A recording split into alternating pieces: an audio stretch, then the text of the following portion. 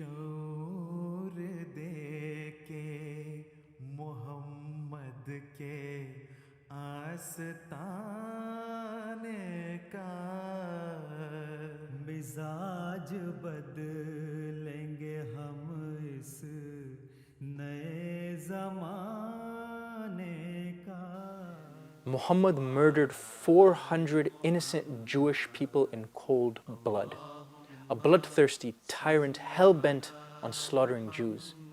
This is what Western Orientalists and so-called experts in Islam would have you believe.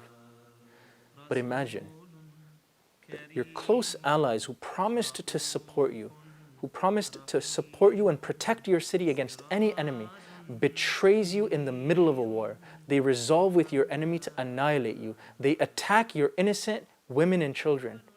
All at the same time, you are engulfed by an enemy who wants nothing more than to see you burn to ashes.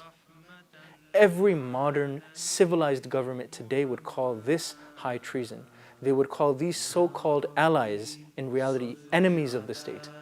And the penalty for treason, for being an enemy of the state, is death, isn't it?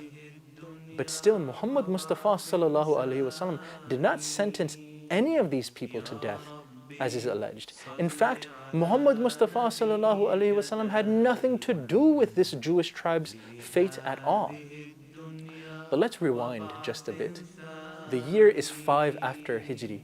The Muslims are besieged in Medina by 10 to 20,000 enemies from across the whole of Arabia.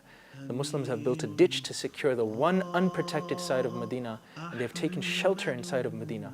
The Jewish tribe of Banu Qurayza, who originally signed a treaty with the Prophet to defend the city from all enemies, this Jewish tribe who is living within Medina has now betrayed the Muslims. They emerge from their fortresses and attack innocent Muslim women and children from the rear.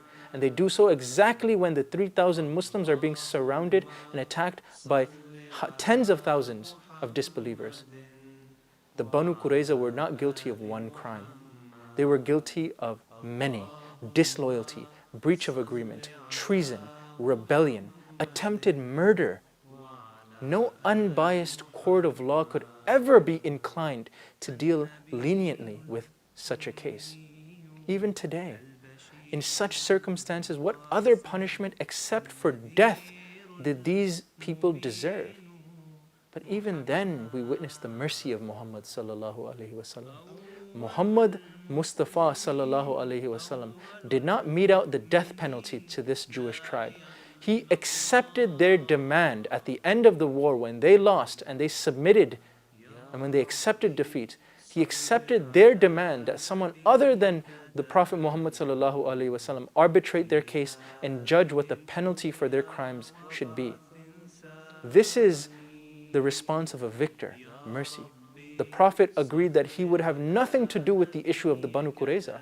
It was Sa'd bin Mu'az, the choice of the Jewish tribe, the chief of the Aus and their old ally, who they decided would arbitrate their case, and who decided that the only appropriate punishment for the Jews would be founded upon their own religious scripture, the Bible.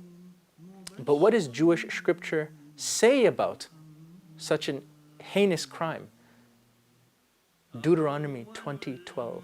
If they refuse to make peace and they engage you in battle, lay siege to that city. When the Lord your God delivers it into your hand, put to the sword all the men in it.